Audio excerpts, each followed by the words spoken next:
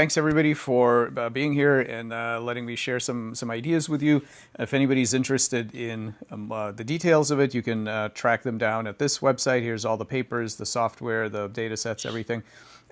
Here is where I put some more speculative kinds of things, where I talk about what I think the papers mean and so on. So you're welcome to check them out. What I'm going to talk to you about today is kind of a weird topic. I'm going to talk about a little bit about AI and the right way to understand AI through the lens of collective intelligence.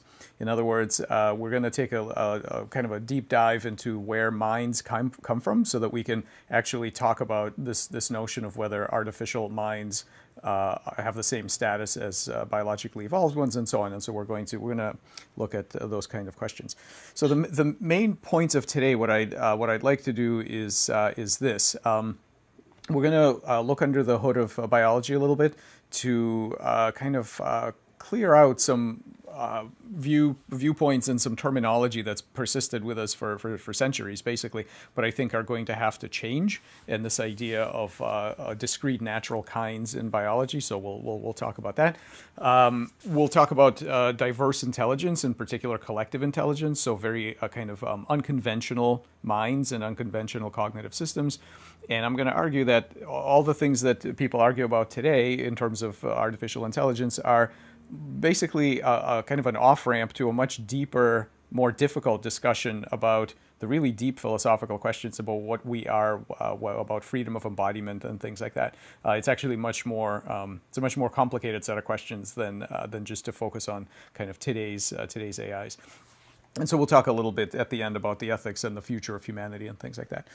So let's start with this. This is a well-known painting. It's called "Adam Names the Animals in the Garden of Eden."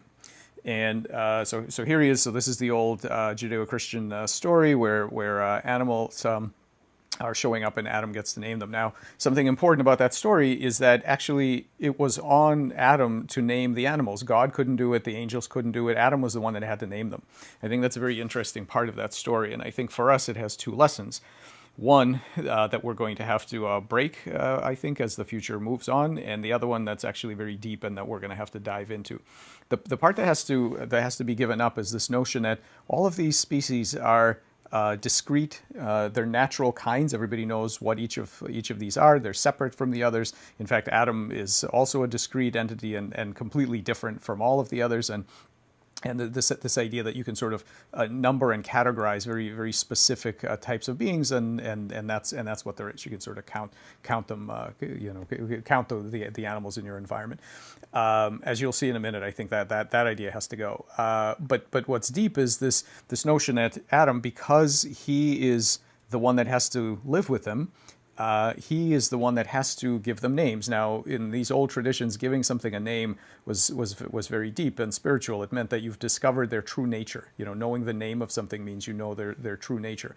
And as I'm going to show you at the end of this talk, because of synthetic biology and bioengineering and some other disciplines, we are going to have to name or discover the true nature of all kinds of unusual creatures that you guys will all be living in your lifetime. So let's start there. Here's the part that has to break. So here's a normal modern human. Lots of philosophy talks about the human mind, does this and that, and humans have responsibilities and rights and all the interesting things.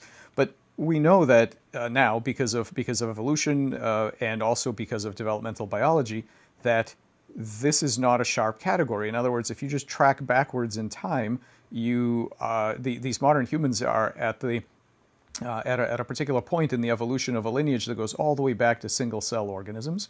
So if you have something to say about humans, you might ask yourself, well, what about the humans of a couple of 100,000 years ago? What about the hominids of a couple million years ago? What about them?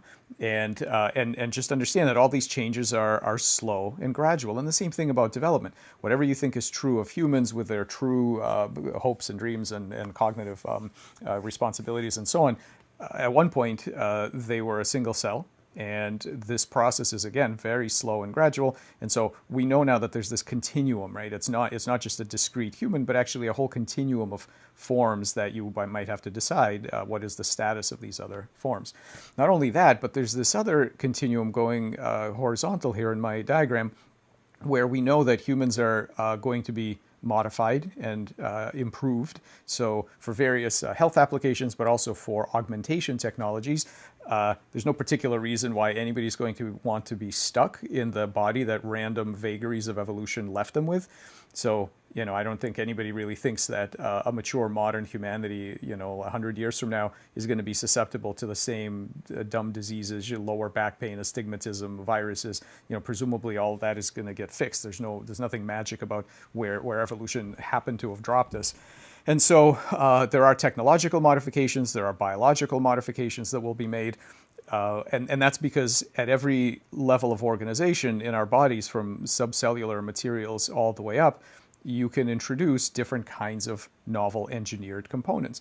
And so all of this is now possible. And again, if you have thoughts about what a human is versus what a machine is, you have to ask yourself, how are you going to distinguish this when you are confronted with all sorts of beings along this continuum? You're going to need to find ways to relate to them. And so one of the things that I've been working on for some years now is a framework to be able to recognize, to create, and to ethically relate to truly diverse intelligences that we can have relationships with regardless of their composition, meaning what they're made of, or their origin story. Were they evolved? Did they come out of a factory, or some combination of those? And that means that we need to think about all of these things. So familiar kinds of creatures like primates and birds and maybe an octopus and so on. But also all kinds of weird organisms like colonial organisms, swarms, synthetic engineered new life forms, artificial intelligences, whether robotic, meaning embodied, or pure software AI, and maybe even someday aliens, right? There's probably some sort of exobiological life form out there somewhere that at some point we'll confront. Now, we need to be able to think about all of these in the same way, regardless of where they came from or what they're made of. Now, I'm not the first person to try for this, so here's Rosenbluth, Wiener, and Bigelow in 1943, trying for this scale all the way from passive matter, so rocks and sand and things like that, all the way up to different kinds of active matter, and then various kinds of computational matter and agential materials, which is what I'm going to be talking about today, all the way up to some sort of human metacognition, complex human kinds of minds and beyond. And the goal of this kind of framework is it's not philosophy. The goal is to, first of all, move experimental work forward. So part of my framework is a very strong insistence that when you look at something and you say that's not real cognition, or that is real, this thing really does have intelligence. The goal of this is not just to have philosophical feelings about it. It's to have a toolkit for interacting with these systems that is beneficial, that gives us brings new discoveries, new capabilities, biomedicine, engineering, and so on, and also puts ethics on a better footing, because these old categories that we've had for a really long time for how we deal with other beings are really not going to be of use anymore, and the details are all here if you want to follow that. So a basic fact from developmental biology is that we all make this amazing journey from what people call just physics. I really don't like that phrase, but people use it. So just physics to a complex mind. So each of us started life here as a single cell, a little blob of chemicals, and slowly and gradually it became something like this, or even something like this. So, a complex metacognitive being who's going to say things about not being a machine and so on. This process is gradual. You need to understand developmental biology gives us no magic bright line at which point, boom, you were just chemistry and physics, but bang, this is where the mind appears. There isn't anything like that. It's a very slow and gradual process. And so what that means is that scientists and philosophers need to develop a story of scaling. We need to understand how the properties of this thing, which follows the laws of chemistry and physics, ends up being something that's also describable by the laws of psychology and psychoanalysis and things like that. The reason that this is possible is because we are all made of an agential material. Unlike Legos and wood and metal and things like that basically just stay where you put them, we are made of a material with agendas. And so this is the kind of thing we're made of. This is a single cell Okay, this happens to be a free-living organism called a Lacromeria. You can see that it's extremely competent in its local unicellular goals. So there's no brain, there's no nervous system, there are no stem cells, but this thing is doing everything it needs to maintain its physiological, its metabolic and behavioral goals. So the first kind of shocking thing to some people that you need to realize is that we are all made of this interesting kind of stuff that has its own agendas. I don't have time to tell you about it today, but the reality is these things, our cells can learn. They can actually have pretty complex problem-solving capacities in different kinds of environments. And so we are a very interesting construction of a very unusual type of material with which we are just now starting to learn how to engineer. But at least, you might think, at least we are a true unified intelligence, right? So maybe you can call an ant colony some kind of collective intelligence, but we have a brain where we feel like a single unified being. So at least we are a true unified intelligence. And in fact, René Descartes really liked the pineal gland because there's only one of them in the brain, and he thought that that's where the human experience was centralized, because there's no multiple aspects of it. There's just one in the brain.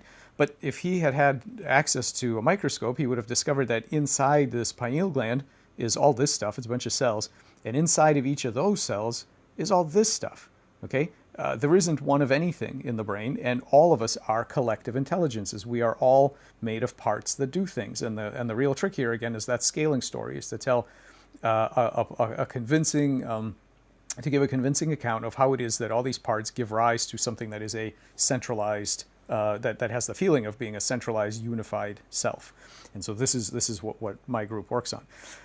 Now, it's interesting that Alan Turing, who is basically the father of modern computer science, he was very interested in machine intelligence and in computation and programmability and things like this. But so everybody knows that part. But one weird thing is that he also published this paper called The Chemical Basis of Morphogenesis, which was basically an attempt to understand how the chemicals of an embryo organize into order from their initial disorder. Now, you might wonder, why would a guy who's interested in computation and intelligence and machine minds and things like that, why would he be studying the chemicals in an embryo?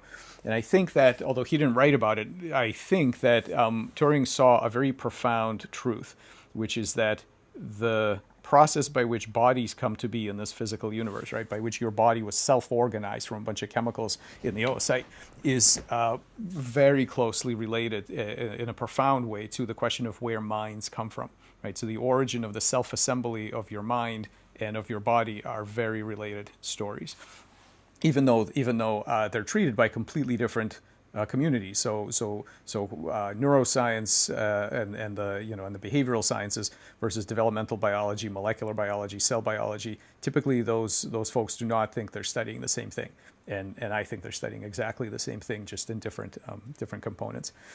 So to look a little further into where we come from. So this is an embryonic blastoderm. So that's basically a flat sheet of cells. So in the beginning, what will happen is that the egg will get fertilized, it will divide, and then eventually flatten out and give rise to, at least in amniotes like us, it will give rise to a flat sheet of cells. So you can think about like a little disc or something like that. That's just a couple cell layers thick. And so here's your disc. And so let's just imagine there's about 50,000 cells at this point in this disc, and we look at it and we say, there's an embryo, maybe a human embryo or a mouse embryo or something. Actually, mice have a different structure than this. They're kind of weird, but let's say rabbit. So human or rabbit or some other amniotes, you look at that and you say there's one embryo, but there's 50,000 cells. What are you actually counting when you say there's one embryo? Well, what you're counting is you're really counting alignment. You're counting the fact that all of those cells are committed to the same story of what they're going to do in anatomical space. They're all going to collaborate to build a very particular kind of embryo. They are all connected together, and they are all going to cooperate to do one specific thing, which is to build that. That's what makes this an embryo. What makes this an embryo is that all of these cells are committed to the same plan. That doesn't have to be the case, and so this is some work that was first done in the 40s. I did it again when I was a grad student in '96 or so. when you take a duck embryo and you use a little needle to scratch some scratches into it like that, what you'll see is these little islands here for the next few hours before they rejoin again. Each of these islands doesn't realize the other one is there. So what they do is they self-organize a new embryo. Each one of them thinks they're the only one, so they make an embryo. And when they do heal up, you end up with this kind of conjoined twin or triplet. You end up with a few individual animals coming out of the same blastoderm. So the question of how many beings, how many selves are actually in an embryo is tricky. It's not fixed by the genetics. It's anywhere from 0 to probably half a dozen or more, depending on what happens. The selves arise in this medium, the cellular blastoderm, in real time as a process of physiology. They are not. It's not hard coded, and what that means is that a self has to put itself together. It has to figure out a border between itself and the outside world. So here's 3 embryonic fields sitting there. Each of these cells has to decide: am I part of this one, or am I part of that one, or who am I part of? And this kind of thing, this medium that can fragment or come together to form some number of coherent individuals, is not just for development. This happens in the brain as well. So we have split brain patients that have a cut between their 2 hemispheres that actually end up having. You then find out that they have actually, in an important sense, there are 2 individuals in there that have different opinions and so on. You can have lots of dissociative identity disorders and various other phenomena that make it clear that it's not so simple as the brain has one cognitive owner and the body has is one embryo. It's actually not that simple. And you learn about this when you think about something like this. So here's a rat. You train the rat to press the lever and get a delicious reward. But the thing is that there are cells in this rat that interact with the lever. There are cells in his gut that get the sugar, but there is no single cell that has both experiences. So who is it that owns this associative memory, the fact that the pellet is associated with pressing the lever? Who owns that? Well, the owner of that memory is not any individual cell, it's the entire rat. It has to be, because no cell has that experience. And there's a kind of cognitive glue that operates in this rat, which we know as the nervous system, which allows the rat to know things the individual cells don't know, such as that these 2 facts are connected. So that cognitive glue is a very interesting thing, and we're going to study that more of that momentarily. But I want to be clear that these animals that you typically hear about are not the only game in town as far as some very interesting aspects of what the biology is trying to tell you. I'm going to show you a couple of these examples just to sort of expand our horizons about what we need to understand. So here's a caterpillar. This caterpillar lives in a 2-dimensional world. It's a soft-bodied creature. It has a controller, a specific brain that's very well suited for driving this kind of soft body around. But it needs to turn into this. This is a flying kind of creature with hard elements, and the brain basically, during this metamorphosis process, when the caterpillar turns into the butterfly, what happens is that the brain is pretty much dissolved. So most of the connections are broken, most of the cells are killed off, huge refactoring, remodeling, new cells, new brain is built, quite different, and there's your butterfly. But so that already is kind of amazing, and you can imagine, the sort of philosophical question of what's it like, never mind what's it like to be a caterpillar, what's it like to be a caterpillar changing into a butterfly in real time, not just on an evolutionary timescale, but in your lifetime drastically. Never mind puberty. This is a major change. So that's the first thing. But the second thing is that it turns out that memories persist through this process. So a caterpillar that learns something will still remember it as a butterfly. So that's amazing. How do memories persist when the brain is basically getting radically refactored? But it's even more than that, because let's say what they did was to train caterpillars to look for leaves at a particular colored disc. That kind of information is completely useless to the butterfly, because first of all, the butterfly doesn't crawl, it flies, and also it doesn't eat leaves. So this process has to be not just the storage of memory, it has to actively remap from what's important to the caterpillar to what's important to the butterfly. It has to generalize from the concept of leaves to the concept of food, and from specific crawling motions that you might think is what this simple animal is remembering, to something much more complex, a navigational process that will actually be implemented by flying here, by completely different muscles and a different architecture. So this radical process of change, and you might think about what happens to the individual identity of this organism, and if what it would be like if the caterpillar knew what was coming and said, well, you're going to change radically, but don't worry, you'll still have some of your memories. It's just your priorities will be different. You love leaves now, but you're not going to care about leaves at all later, and you'll want this weird nectar. What is that like? And we'll come back to this at the end of the talk. How would you convince a creature like this that this is a perfectly fine thing for them to go through? And are they still here? Is this organism actually still here by the time you get to this stage? And because the reason this is important for us is because humanity is going to change in a way that's somewhat reminiscent of this. So that's one kind of example. Another example are these.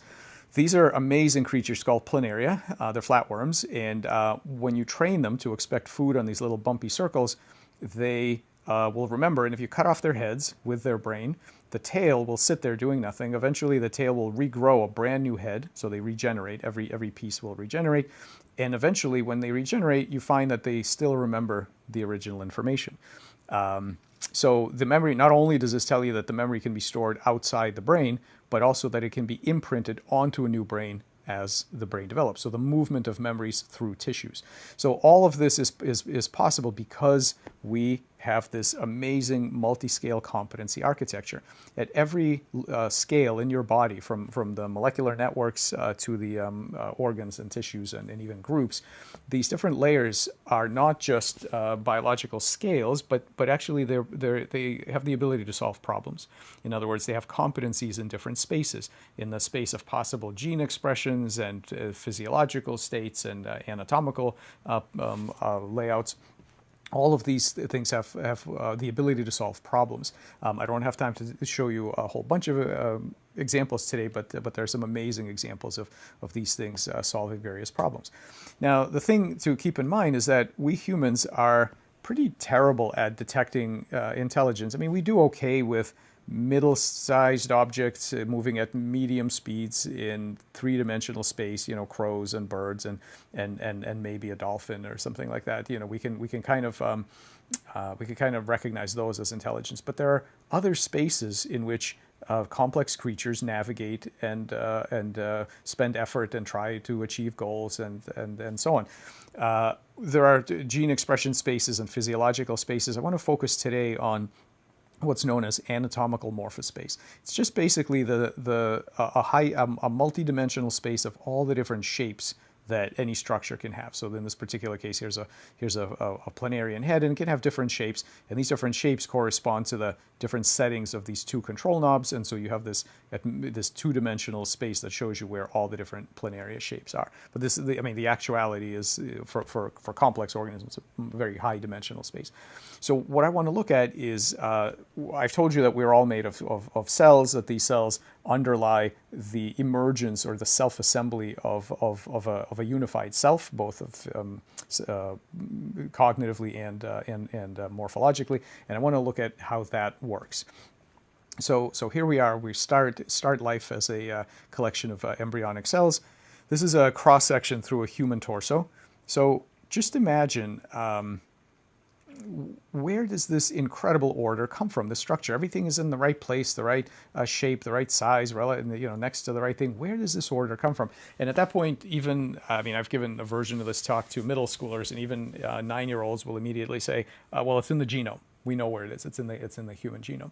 But of course, we can read genomes now, and we know that isn't what the genome specifies at all. The genome talks about proteins. The genome specifies the tiny molecular hardware that every cell gets to have. This isn't directly in the genome any more than the structure of a termite nest or the shape of a spiderweb is in the genome of those species. All of this is the outcome of physiology and behavior. It's the outcome of these cells doing their thing with the hardware that they've been given by their genetics. So if the DNA specifies the hardware, how do these cells actually know what to build? How do they know when to stop? If we want to convince them to repair something that's been damaged, how do we communicate that to them?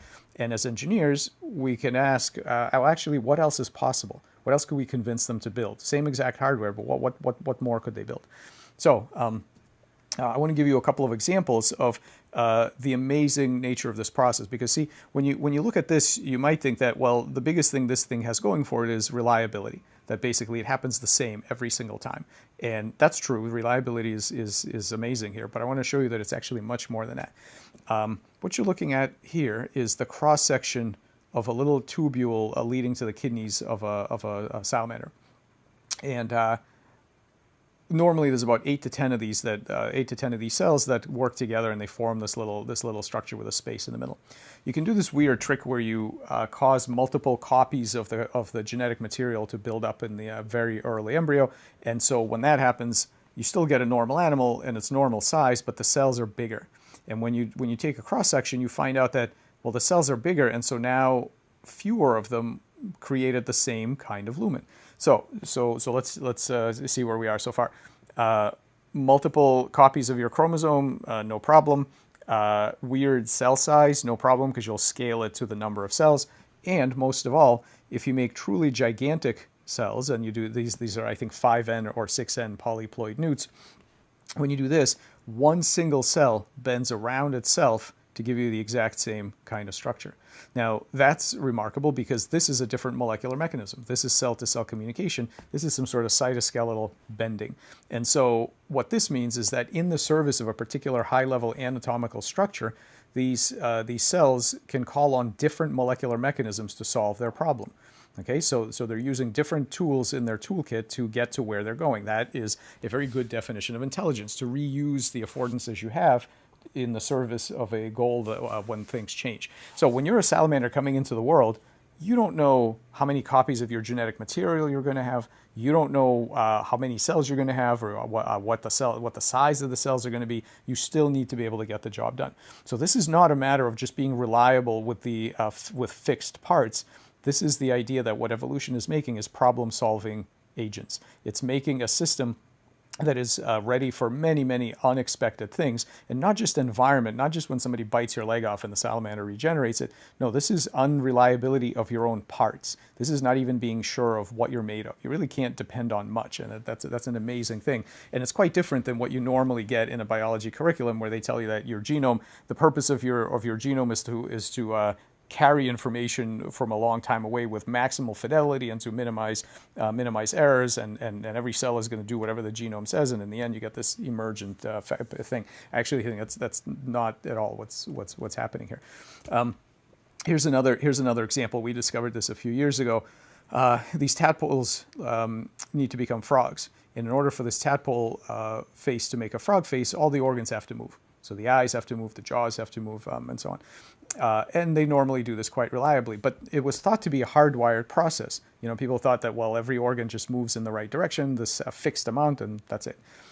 What we did was we created these so-called Picasso frogs because we wanted to test how much intelligence is actually in that process, what kind of problems can it solve. So we scrambled everything.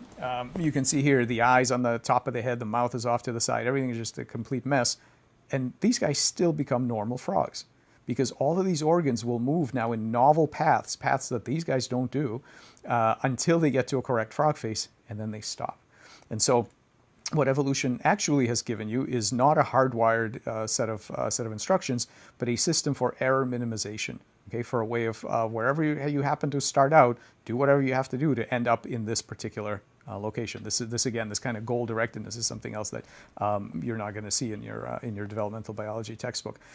This is not emergence, and this is not simply an increase of complexity. This is problem solving, and that raises an obvious question about how does it know what the correct face looks like? Where is the memory for that that set point of that homeostatic process? I want to show you a couple of other things related to the plasticity of this, so just so you understand how much play there is between the fixed hardware of your genetics and the actual outcomes. First of all, this here, you might think this is Photoshop or something. I didn't believe it the first time I saw it, but this fly is running a stripped-down ant morphogenetic program on its wings. It's running a virtual ant on its wings, and the idea is that it wiggles its wings to simulate these ants scurrying about, and that keeps the predators away because they don't want to deal with ants. And this is amazing, of course, and it's striking that it has this pattern, but it's no more striking than the much more intricate pattern of the actual fly. I mean, all of these are specific morphogenetic patterns, whether 2D or 3D, carried out on this kind of hardware. And you might think that the outcomes are pretty fixed. I mean, here's an acorn, and you know that all the time what these acorns give rise to is these oak leaves. And you might think that you know what the oak genome actually does. It encodes this particular shape. But along comes a bioengineer, and this is a non-human bioengineer. This is a little wasp. And what these wasps do is they provide some signals that prompt the rest of the tissue to build something like this. Okay, they're hacking the morphogenetic competencies of this leaf. They're not changing the genome, and what they're doing is providing some instructions that cause the leaf cells to adopt a different set point in anatomical space. Now, would you ever have any idea, looking at these flat green leaves and how reliable they are, would you have any idea that they're capable of building something like this? I mean, we have no idea. So that just reminds us that this whole notion of developmental constraint is really probably a constraint in our thinking. It's not a constraint in the biology. The option space for morphogenesis is enormous. And what we need to do is to discover the prompts, the language that we can use to get them to build other things. And it clearly doesn't require modifying the hardware. The genetics of this thing are still completely intact. So now comes kind of the meat of the talk, which is that if morphogenesis is the behavior of a collective intelligence operating in anatomical space. That's what I've been getting at for the last few slides, is the idea that the act of creating complex anatomical shapes is really behavior. It's behavior in an anatomical space of possibilities, and it's done by a collective intelligence. We're just like us. We're all collective intelligences, but that collective intelligence thinks about shape as opposed to moving around in 3D space.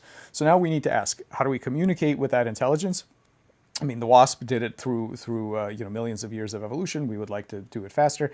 And where does it store its memories? So these are some things that we've been looking at. Well, we know that one way to store memories and communicate with a collective intelligence is through the nervous system. Now, the nervous system does it via computations in an electrical network, and you can actually try to decode those. This is the work of people doing a neural decoding to try to read the electrical activity of the brain and to know what thoughts and preferences and memories and so on the system has. Well, it turns out that this system, this ability to store memories in an electrical network, to use an electrical network to integrate information across many, many, many cells, both in space and in time, is something that evolution discovered a really long time ago. It is way older than nerve and muscle. Bacterial biofilms were probably the first to do this, so long predating multicellularity. And what we've done is to develop some of the first tools to read and write the mind of the collective intelligence of your body. So by taking a lot of the concepts from neuroscientists and really emphasizing this idea that neuroscience isn't about neurons at all. Neuroscience is really about scaling of information from tiny competent subunits into much larger coherent selves that have higher intelligence in other spaces. That's really what this is about. And that doesn't just work in the brain, that works in your entire body.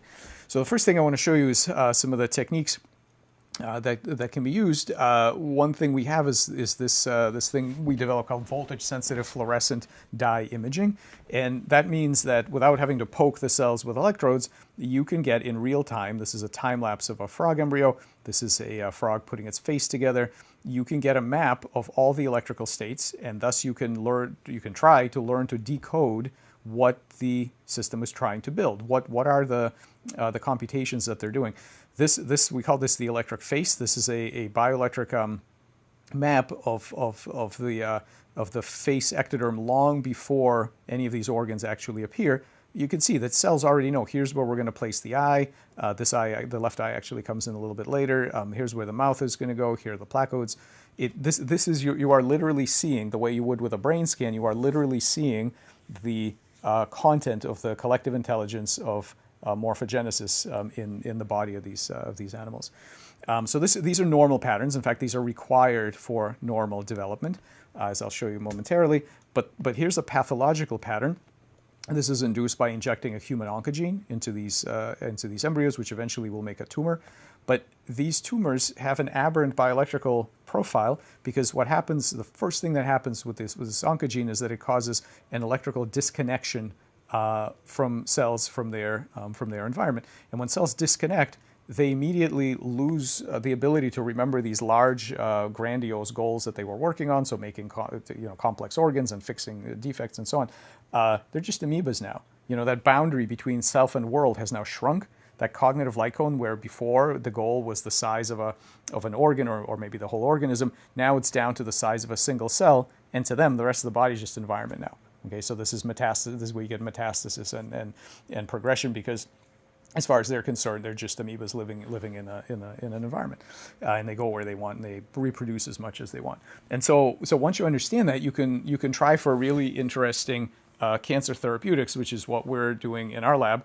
Don't try to kill the cells with toxic chemotherapy. What if we reinflate their sense of self? What if we reconnect them, forcibly reconnect them to the large electrical network that can remember what a proper organ is?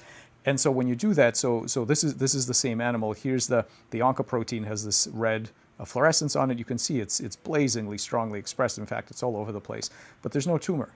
And there's no tumor because we co-injected an ion channel that modulates, it's an RNA that modulates the electrical property of the cell to force them to remain in connection despite what the oncogene is saying. And after that, it doesn't matter that they have this genetic defect. They behave appropriately and they build nice organs and so on. So that's a story at the level of single cells, how you scale individual cells into a kind of a larger set of goals. But I want to show you something even kind of larger scale than that, which is we saw in that electric face there's a little eye spot which tells the animal that that's where the eye is going to go.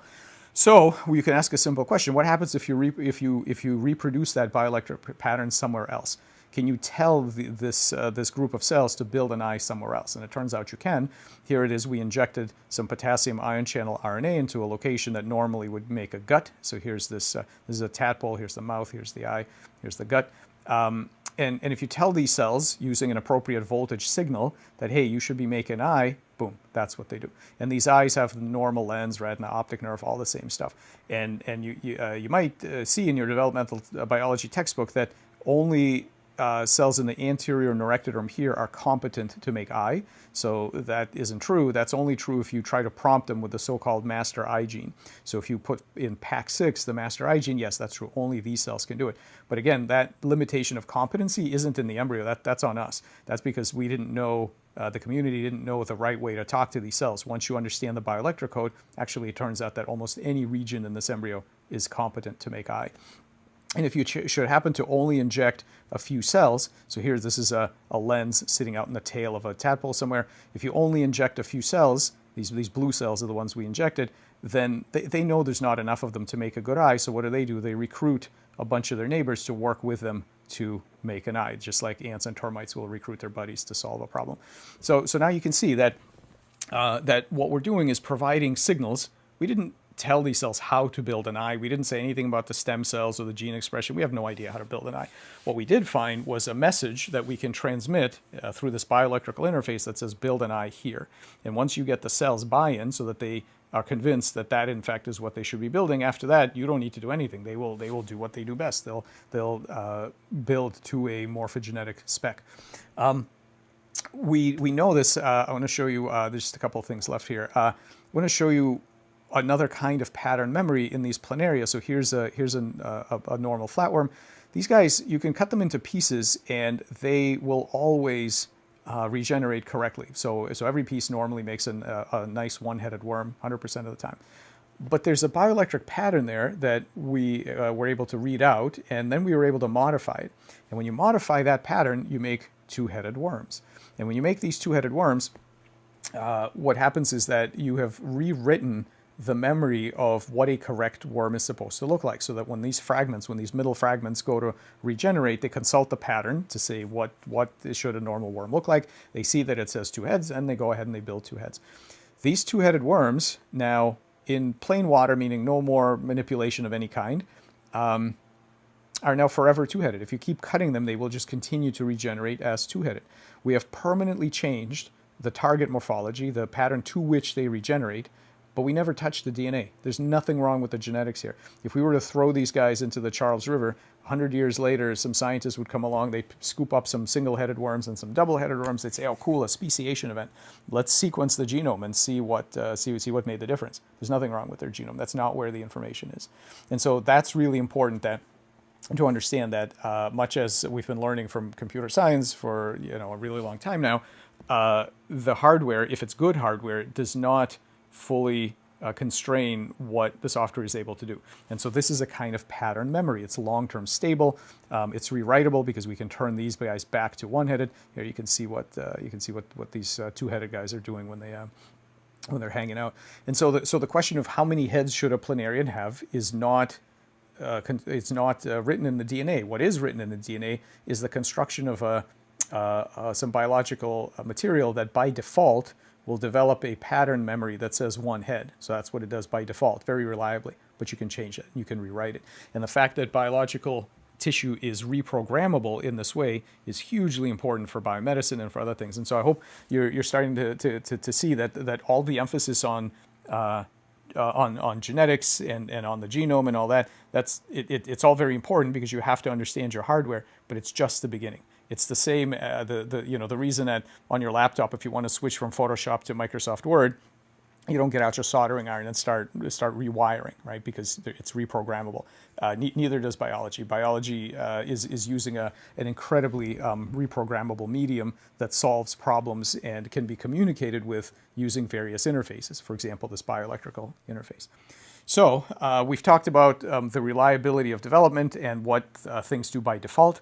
We've talked about various ways to hack, communicate with, and reprogram the collective intelligence of cells so they can build other variants on the form. But where do these goals actually come from? So when we called up a second head here, the second head looks just like the first head. Where are these patterns really? If it's not in the DNA, what's the space of possible patterns? What else can we do? And by the way, I didn't show you, but we can actually turn these worms into heads of other species, about 100 to 150 million years distance. So triangular worms become round, become flat. You can make the hardware go to other regions of that space that normally belong to other species. But okay, those are all evolutionarily defined forms. Is that it? Is that where the forms come from? They're basically selected for, and then there's a finite set of forms that can be implemented by the hardware. Well, we decided to look at this in a synthetic kind of bioengineering way, and what we did was we took some cells, some skin cells from frog embryos, and we let them kind of reboot their multicellularity. We took them aside, we liberated them from their normal interactions with other cells. And what they did, they could have done many things. They could have died, they could have crawled away from each other, they could have made a flat monolayer like cell culture.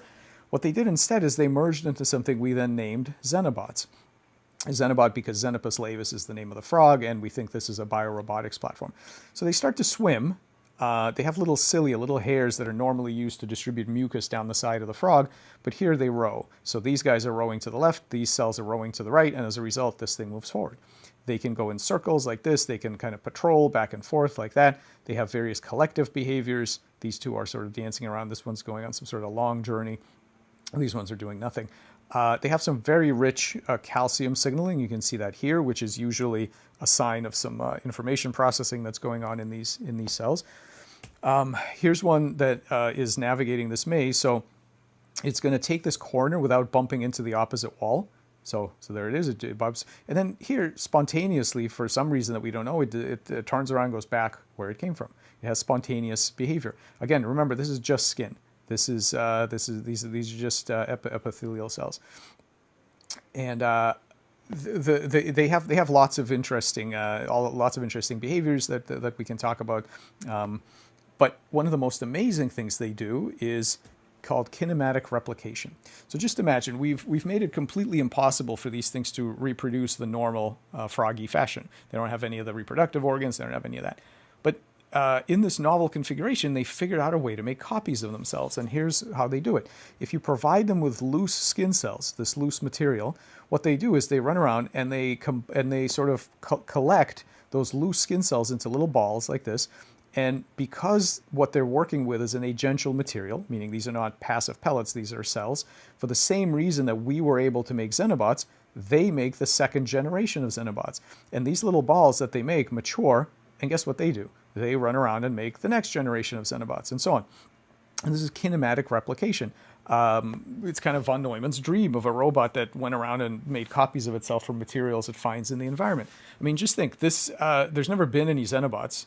There's never been any selection to be a good xenobot. This is not in the lineage of frogs. Where does this come from?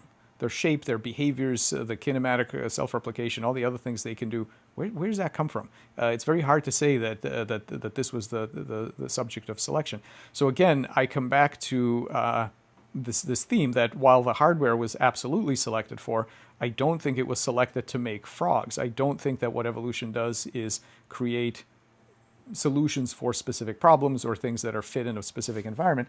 I think that what evolution does is make creative problem-solving agents that they'll do the same thing under default conditions, but once you start making changes and challenging them, they often rise to the occasion and solve problems in very novel ways that reflect dynamics that they've not seen before. And lest you think this is some trick of unique to frogs or embryos. I mean, when we first published all this stuff, some people said, well, frogs, amphibians are pretty plastic, and embryos are especially plastic, so maybe this is some kind of specific thing in frog embryology. So the last thing I want to show you is this. Here's this little guy running around, and I will ask you what this is. And you might think that this is something I got off the bottom of a pond somewhere, right? Some sort of primitive organism. And then I can tell you that, well, we've sequenced its genome. And you'll say, oh, what's the genome? What does it look like? And I'll say, well, this is 100% Homo sapiens. These are adult human cells. There's no embryonics here. This is adult tracheal cells taken from human donors, most of them elderly in their 70s and 80s.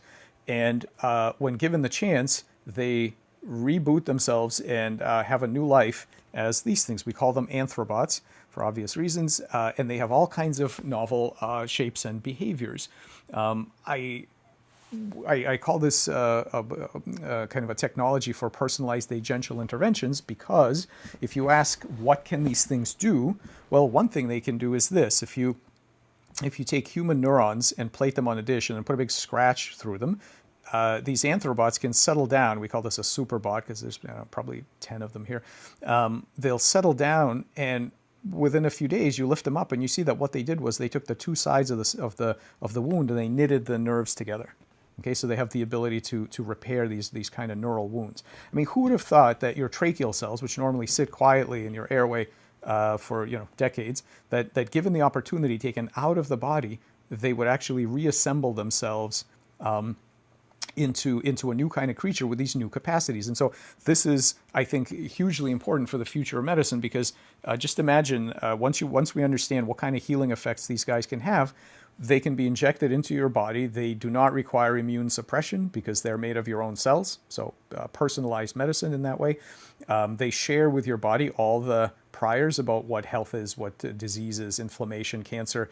You don't have to build all those detectors from scratch like you would with some sort of engineered nanobot, because these are your own cells. They already understand all those things. And so again, you start to see this plasticity. Again, what you just saw is not some embryonic developmental stage that they're recovering back in their history. There is no such stage. This is completely novel set of behaviors. And so now I'm going to finish up here with kind of some big picture thinking here. What I've been telling you about all of these stories and all of their kind of biomedical implications for cancer and birth defects and regenerative medicine, there's a bigger picture here, which is that what we're talking about is an example of how to recognize and how to communicate with an unconventional intelligence. It is not just philosophy, that thinking about groups of cells as decision-making memory having goal-directed beings has led us to lots of discoveries that were not made by the standard paradigm, which sees them as simple machines. So my point is that along this spectrum, I call this the spectrum of persuadability, because it's all about what kind of tools you're going to use to communicate and control these various systems, right? So here it's, hardware rewiring and maybe some control theory and cybernetics for things like thermostats. And then here, maybe behavioral science and training and things like that. And then here, you have some sort of rich relationship with cogent reasoning and so on. The idea is that we can't just have philosophical feelings about where things fit on this continuum. Most people assume that cells are somewhere down here, that they're basically simple machines and need to be treated that way. And that leaves a lot on the table, because we're doing all kinds of interesting things with cell training and really taking advantage of the problem-solving competencies of these things. And so we have to do experiments. And so that brings us back to the issue of AI, because it isn't the question of AI isn't about today's language models. Today it's pretty easy to say, well, GPT-4 isn't really like a human mind and so on. No, it isn't, and it doesn't matter for two reasons. First, because there are many interesting minds that are not human minds, and some of them are quite alien. And second, because the whole point is that you can't just assume these things. You have to do experiments. You have to ask yourself, do I know where intelligence comes from? Why do simple things, and we've studied some very simple things that have amazing, unexpected, emergent, intelligent behaviors. Do we know where that comes from and how to recognize them? And I'll tell you that at this moment we don't. So this is the science of diverse intelligence. And we need to be extremely careful, and I think this is where the ethics comes in. We need to be extremely careful about not denying moral worth and various kinds of ethical protections to beings because they don't look like us. Humans have a very long history of trying to make separations between in-group and out-group based on really pretty ridiculous kind of very surfacey sorts of characteristics. And we are, in your lifetime, you are going to be confronted with all sorts of novel beings. So all of Darwin's endless forms most beautiful here on Earth are like a tiny corner of this whole space. Hybrids and cyborgs and all kinds of non-neurotypical humans with implants and different kinds of connections to other creatures and to other technical systems. Pretty much any combination of evolved material, engineered material, and software is some kind of being. Okay, there are going to be chimeras and cyborgs, and so it's not about the language models of today. It's about beings that are nowhere with you on the tree of life. You cannot decide how you're going to relate to them in the old ways, which was to, you sort of knock on it, and if you hear a metallic clanging sound, you say, aha, so you were made in a factory and you're boring and I can take you apart, and that's what and that's okay. Whereas if you heard like this this soft woolly thud, you would say, well, you're a real being like me, and I have to treat you well, even though we're not even very good at that as humans. But the point is that those kinds of categories are going to be worthless because the space of possible bodies and minds is extending radically. And we're going to have to develop much better ethical frameworks for kind of, I'm sure you've heard of symbiosis. I think what we're really talking about is a kind of synthbiosis where we have to learn how to relate to beings that are different than us. And so we're going to have to figure out how you detect where things are on this continuum so that we find appropriate balance points between objectophilia. Objectophilia is the thing where people fall in love with bridges and, they think the Eiffel Tower is married to them and so on, right? So things down here, you're not going to have that deep relationship with things up here, but other people are really trapped in the other end of the continuum where they see things that are not like today's standard humans and they say, those are not real minds worthy of care and respect and so on, and that very quickly devolves to a kind of idea that's basically love only your own kind, and I think that's probably much worse than this. So we really need to, and if anybody has questions, we can talk about it. We really need to ask, given all of these facts, what is a human actually? And I have a kind of a weird answer to that. And if you were going on a long journey and you wanted a companion, what is it that you actually care about? When you say you don't want a Roomba, that's not enough. But what do you actually care about? It's not the DNA. I don't think anybody has any allegiance to our particular human DNA or the specific set of organs. What is it that you do want, in a rich human level relationship? That's very worth thinking about. So I'm gonna stop here. If anybody's interested in this stuff, here's a bunch of papers that go into all of this in great detail. Most importantly, I need to thank all the people who did the work that I showed you today. So here are all the postdocs and students and everybody else who contributed. We have lots of amazing collaborators. Our funding comes from all kinds of people. I have to do a disclosure here because there are 3 companies that have spun out of our lab that are supporting some of our work. So there's some business connections here. But most of all, I always thank the model system because the various animals and plants do all of the heavy lifting in teaching us about biology and about ourselves. So thank you so much.